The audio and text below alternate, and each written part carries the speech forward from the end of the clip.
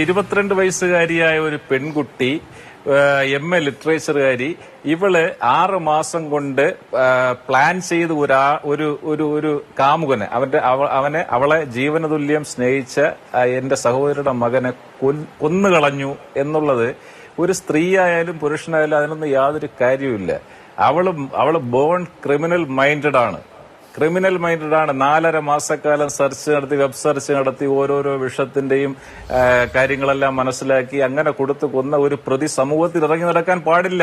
ഇനിയും ഒരു വേള പോലും മനസ്താപമില്ലായിരുന്നു ഈ പ്രതിക്ക്. ഒരു വേള പോലും മനസ്താപമില്ലായിരുന്നു.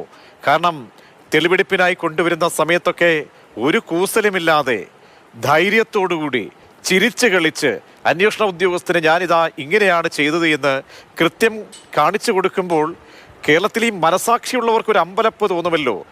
നമ്മൾ ചെയ്തു പോലെ ഇന്നിപ്പോൾ ഒരു മുതലക്കണ്ണീരാണ് ഈ ഒന്നാം പ്രതി കാട്ടിയിരിക്കുന്നത്, അല്ലെങ്കിൽ കണ്ണീർ ഒഴുക്കിയിരിക്കുന്നതെന്നേ നമുക്ക് പറയാൻ നിവൃത്തിയുള്ളൂ. അപ്പോൾ ഒരു സഹതാപവും പശ്ചാത്തലവും ഈ പ്രതീക്ഷിക്കാത്തൊരു പ്രതിയാണിത്.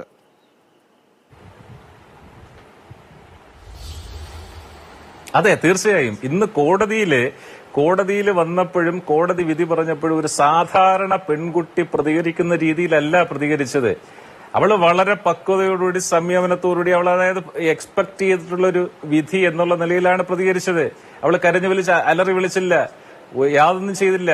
അവൾക്ക് യാതൊരു കുറ്റബോധവും ഇല്ല. നിങ്ങളുടെ റിപ്പോർട്ടേഴ്സ് മുഴുവൻ അവളോട് ചോദിച്ചു എന്തെങ്കിലും കുറ്റബോധം ഉണ്ടോ എന്ന്. ഇല്ല, ഒന്നും പറഞ്ഞില്ല.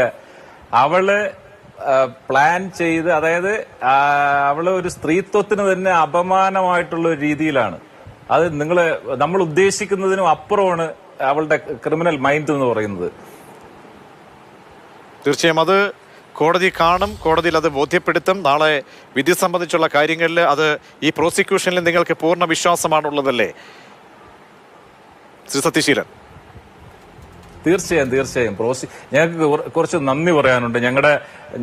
ഞങ്ങൾക്ക് വേണ്ടി ഈ കേസ് വളരെയധികം പഠിച്ച് അത് കോടതിയിൽ പ്രസന്റ് ചെയ്ത് ഞങ്ങളുടെ prosecutor advocate VS Vineeth Kumar sir, പിന്നെ അതുപോലെ തന്നെ സംഭവം നടന്ന് ഇമ്മീഡിയറ്റ് ആയിട്ട് പാറശാല സ്റ്റേഷനിൽ നിന്ന് ക്രൈംബ്രാഞ്ചിന് കൈമാറി കേരള ഗവൺമെന്റ്, അതുപോലെ തന്നെ Sulfikar sir, KJ Johnson sir, Rasid സാറും ടീമും, Shini ma'am, Shajahan sir, Saji sir, ഇങ്ങനെ കുറെ പോലീസ് ഡിപ്പാർട്ട്മെന്റിലുള്ള എല്ലാവർക്കും നന്ദി പറയട്ടെ.